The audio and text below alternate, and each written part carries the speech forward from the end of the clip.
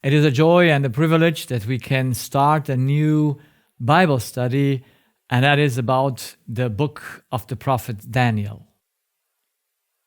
This book has fascinated me since the early ages of my youth. I have studied it together with Revelation from the age of 16, and it is still a book that makes such a great difference in my life. And I believe that now, going through this book again in this quarter, we might learn, and I want to learn things that go deeper into the subject and to gain an understanding that really can help me and all of us to share it with those we were called to share it. So the book of Daniel, like all other books of the Bible and like all other things, were made or were written for a purpose. There is never something that God created or something that is done that has no purpose. So we must find out the purpose of the book. And then there is always a time in which the purpose has to be fulfilled. And we find that the book of Daniel has a set time for the fulfillment of its purpose. And it says here in chapter 12, verse 4, "But thou, O Daniel, shut up the words and seal the book, even to the time of the end. Many shall run to and fro, and knowledge shall be increased." Now I'm glad to know a little bit more languages and also German. And Luther translates this Bible verse in a more personal way. He says, "And many shall run to and fro." Many shall study it, and they will become acknowledged or wise. So this study of this book will bring those who study it to knowledge and understanding. But when is the time of this book? It is written 2,600 years ago. And the question is, how could Daniel seal it? Because it was open. They read it in the time of Jesus. But yet, it says it is sealed. It has a time in which to be fulfilled. What is the ultimate goal of the book? Like, according to the law, nothing was made for itself. So the goal of the book is also written in this last chapter, in verse 3. It says, "And they that be wise," now we become wise reading and understanding, "shall shine as the brightness of the firmament, and they that turn many to righteousness as the stars forever and ever." So what's the ultimate goal? It's here, very nice. "And they that turn many to righteousness." The whole book is about righteousness, is about reaching and becoming righteous, being righteous in front of God, and leading them to righteousness is the ultimate goal of those who read this book and will put it into their practice. Who is the executive agent? Who is the one that does it? Evidently, it is the teacher. It says it, "And though they that are wise shall shine as the brightness, and though that they turn and teach." So who are the wise? Who are the scribes? Who are the teachers? It's the teachers. In German it says those who are the teachers, they shall be giving a message. So the executive agent are we, the one that read the book. But we don't read it for ourselves. Like a medical doctor doesn't study medicine for himself, for his own health. He studied it to serve those who are in bad health condition. Everyone that studies or everyone that does something does not study it for himself. Unfortunately, according to the deception of our mind, we think we do it for ourselves, for our own reputation, to be seen well, and so on. But what would be our well-seeing if we would not lead the patient to health or the unrighteous on the way of righteousness? So we are called not for ourselves, but to fulfill this purpose. Now we need required resources, and the book of Daniel is a resource. And the question is, where does it come from? And it says, who is the source of this book of Daniel? Who wrote it? Now we know who wrote it, but whose signature is it? And the book of Daniel is a special book in this way that we will see when we go into study it chapter by chapter. We will see that the handwriting of God is not only in the 5th chapter in a very special way when they see a handwriting on the wall, but through all the book, the handwritings of God will be seen. He's the source of the information. He's the one that says here, but though Daniel go and shut up this, seal it for the time. And when he says in verse 8 and chapter 12, and I heard, but I understood not. Then said I, O my Lord, what shall be the end of these things? And he said, go thy way, Daniel, for the words are closed up and sealed till the time of the end. So even Daniel heard the words, he wrote things he might have not understood. But it was written for our time. Now, how can we come to the right understanding of this? And if we don't have the same thing by which we will understand, then we cannot go together. Those wise teachers that have understood the book of Daniel, together with the whole scripture, will be able to give a message to the world in this last generation because they have a common way to interpret. And that is the basic law. Selflessness must be the scale of any interpretation. You see, when we have that, then we are united. Without the same scale of interpretation, we have contradictions. And so the book of Daniel is one of very contradictive. Many people studies it, and they come to different conclusion. Now, if the different conclusion would be complementary, so one is in harmony with the other, just coming from another aspect, it would be beautiful. Then it's the handwriting of God. But if that interpretation comes to contradictions, then one is from God and one not, or both are wrong. So, but they can never be both right, because there is no contradiction in the truth. So, before we enter into the theme, let us look to a general aspect. There are two types of information. There is a basic information that is independent of the situation, and there is information that you only need in certain situations. So absolutely necessary information, permanent, indispensable information, is all information which is essential to life and fulfillment.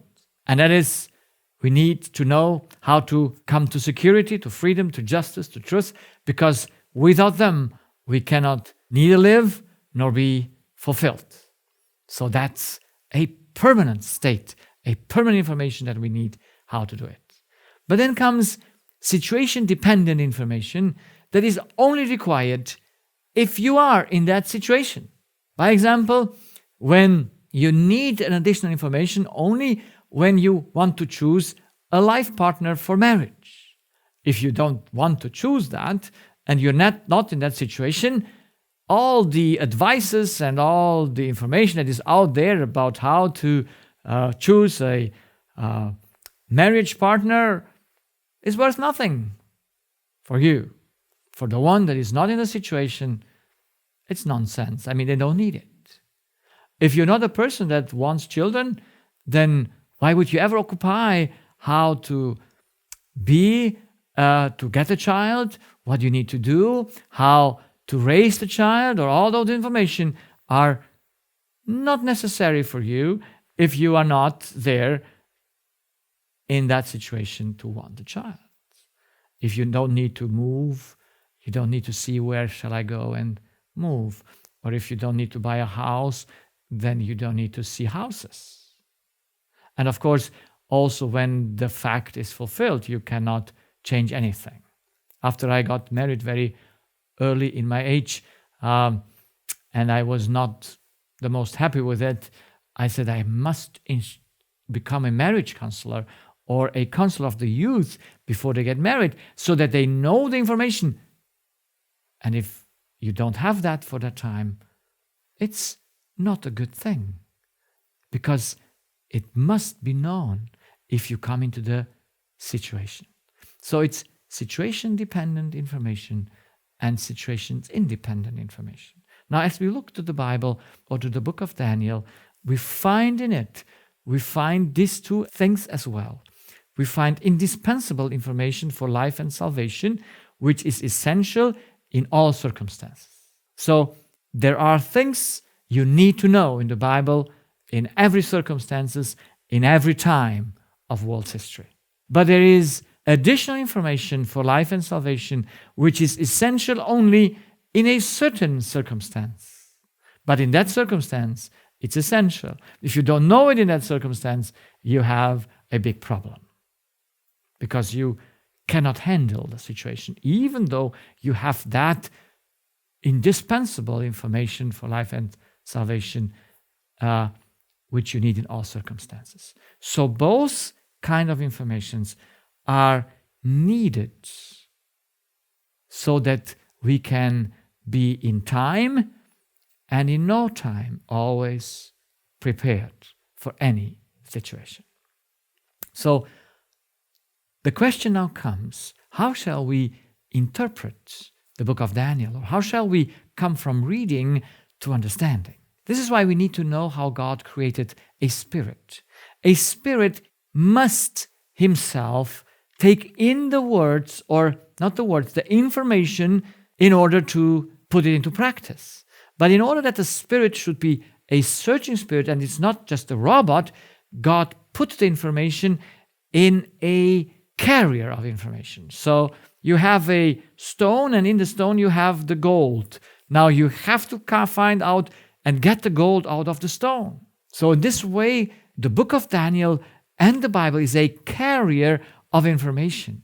And the carrier is like a truck who has a load on it, and we call the truck words. But the words is not the information. In this way, God can say, seal up the words. How can he do that? And he said to God, go thy way, Daniel, for the words are closed up and sealed till the time of the end. Now the book was open to read in the time of Jesus. The book was open to read at any time. It was not somewhere hidden that no one should read it. It was not shut up in a secret chamber, or like in a bank where you put in the treasure. It was not there. It was open. How could no one understand it? Jesus, in his time, he cites the book of Daniel and applies it. So, but it was not written for Jesus' time, even though it contains information about Jesus' time, very precise information of the coming of the Messiah, of his death and his work. So, it has the information, but how come that you read and don't understand? Because it said it's closed up. Now, how can God close up the information? We need, in order of anything to interpret, we need to know how to take the information from the carrier word and put it on the carrier thought. We must process information. That means when I ask my patient, when I explain them certain things, I ask them to see if they got the information correct. because they have, with their own words, say something so that I see, okay, they cannot only repeat my words, they must repeat the information that I gave them through the words. But in order that we have a right understanding, we might have a right interpretation system, we need a help, we need a instrument. And as far as I know, all the instruments of interpretation of the Bible are subjective, that we study in the schools of theology.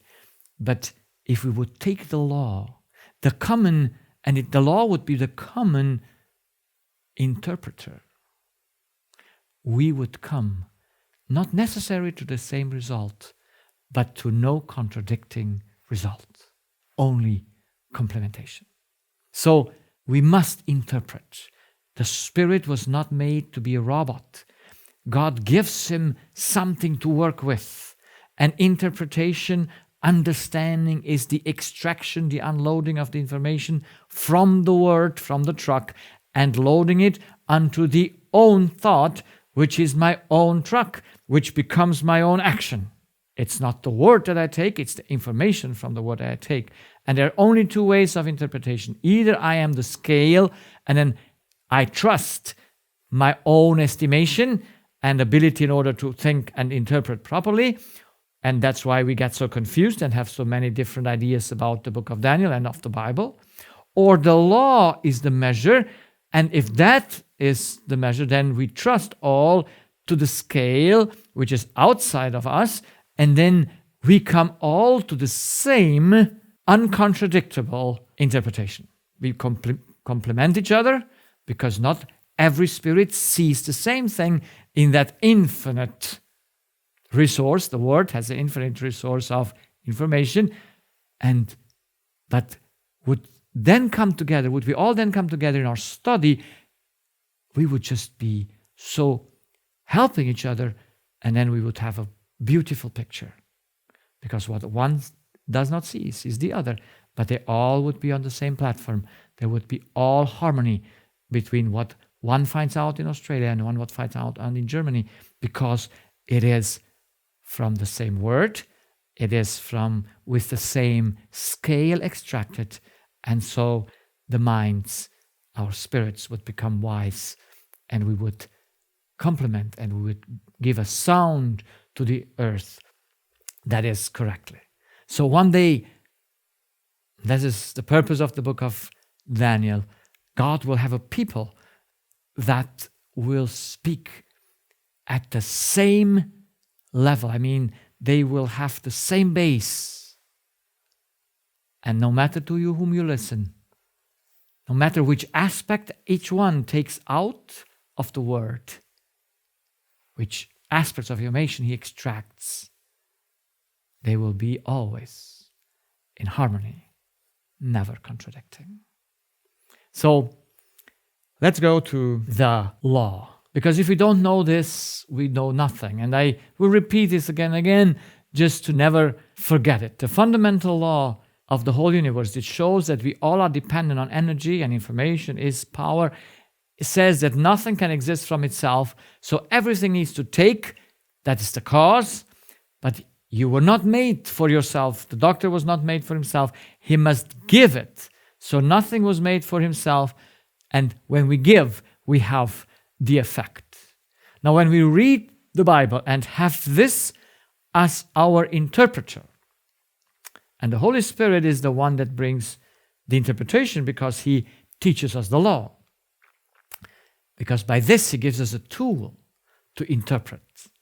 Then we might always ask ourselves, is this reference referring to the cause or is it referring to the effect? What a confusion it would be when I read a first certain passage and I say, oh, this is an effect, well, it's a cause, or vice versa. Thinking it's a cause and then it's an effect. So we must separate cause and effect. We must know about what is it speaking. And this simple way of looking to the words would just bring us unto a total unity. And then, of course, the universe is based on many secondary laws, which depending on circumstances. You see, like the information.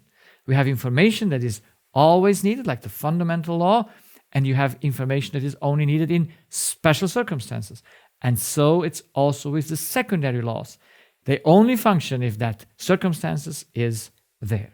And God is the one from which all comes out. So, understanding this, that God is the source of all energy, He gives actively. We must understand that we cannot go and extract something from God.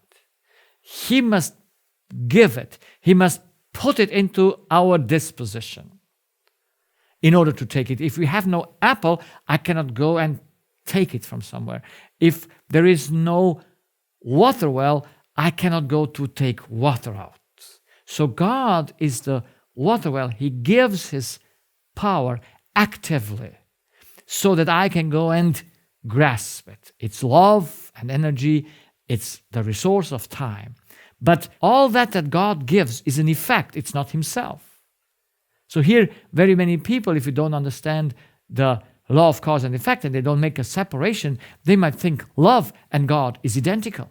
They might think energy and God is identical. They might think time and God is identical, while it is not. God gives actively. It comes out of Him, but it's not Him. So we all use His power in order to bring a final product that comes back to God. That's why it's a circle, and you know that. I have shared this before. So God being the legislator, law having no power, then He governs all His power to laws. That is, they are the channels of His power, but the channel is powerless. It's important to understand that when we go into a deeper study of the book of Daniel. And it's also important to understand who controls all effects. If God's power is an active power, then He has the control of every effect. So it's all in His power. Let's look to that as an example. In the book of the prophet Daniel, we find many predictions, clearly time setting of things. And we might ask ourselves, how is that possible? Because how can God rule and yet not dominate? Now, when we understand the cause and effect relationship, then things become simple and easy. So every creature uses God's active power. And God has, therefore, at any time, government over His own power that I or any other creature uses. This is why in the book of Daniel we find a great example in King Nebuchadnezzar. Because King Nebuchadnezzar is a principal personage in this book, and it's a fantastic personality. In chapter 3, verse 28, it says, Then Nebuchadnezzar spake and said, Blessed be the God of Shadrach, Meshach, and Abednego, who hath sent his angel and delivered his servants that trusted in him, and have changed the king's word, and yielded their bodies that they might not serve nor worship any god except their own God. Now, this is an example how God uses His own power. The power is not of the fire, but it's God's power. So the fire destroys the one that brings these three people into that hot oven. But when they arrive in the oven or come even near, the fire doesn't do them anything because God is in government of His own active power, and it cannot burn them. Yes? So God is always in the government of His own power. And Nebuchadnezzar says here in chapter 4, verse 1, Nebuchadnezzar the king unto all people, nations, and languages that dwell in all the earth, peace be multiplied unto you. I thought it good to show the signs and wonders that the high God hath wrought toward me. How great are His signs, and how mighty are his wonders. His kingdom is an everlasting kingdom, and his dominion is from generation to generation. And verse 37, he says, Now I, Nebuchadnezzar, praise and extol and honor the King of heaven, all whose works are truth. How could he come to that experience, to that exclamation, to that statement? And all his ways are righteousness or judgment, it says here. And those that walk in pride, he's able to humiliate or abase, make them humble. So, if God governs all his powers and someone uses his power, he can stop the use of that power. Like King Jeroboam, when the prophet came and cursed the altar, he puts out his hand and says, catch him, and his hand withers and gets paralyzed. He cannot use it anymore. So he can take his power back. But he also can just allow to be used just partially of his power. So not fully. Or he can redirect its power. In this way, we can at least explain it's one of the reasons why God knows all things in advance. If he controls all the effects, he can intervene at any moment to lead things to that direction. Now, why would God intervene? If all beings would use the power of God according to its purpose, he would never need to intervene. You see, once this universe was in harmony, everyone took the power of God and used it unselfishly. Use it for the purpose God gave it. And everyone was happy and content because that's how God is. He just not lives from himself. Until Lucifer arose, and he was the first who changed that. And God had to intervene.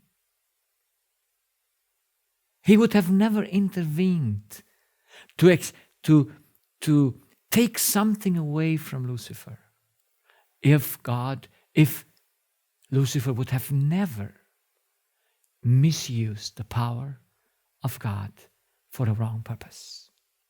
Until Adam and Eve sinned, God did not intervene in their workings. But in the moment they sinned, God had to intervene in order to save them. Well, that's important to understand.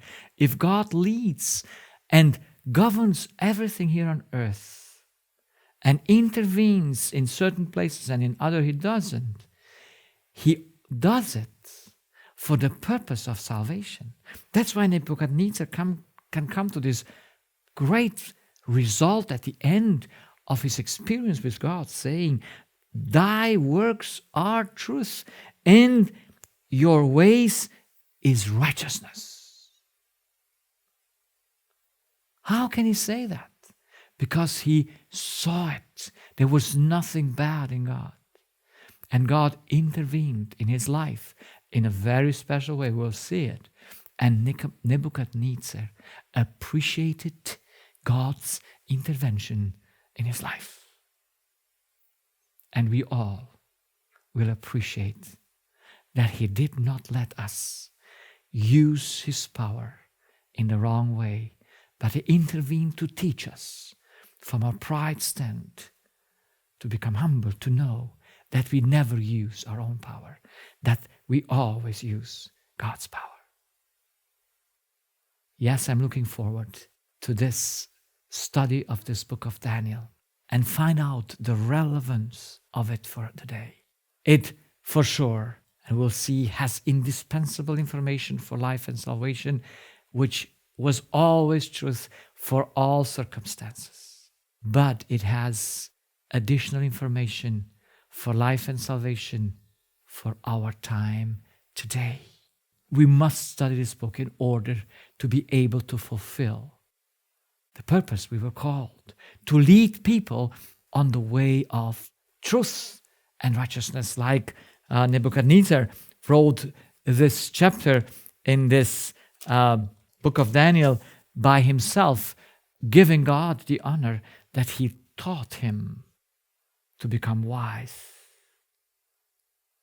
And they that be wise shall shine as the brightness of the firmament, and they that turn many to righteousness as the stars forever and ever.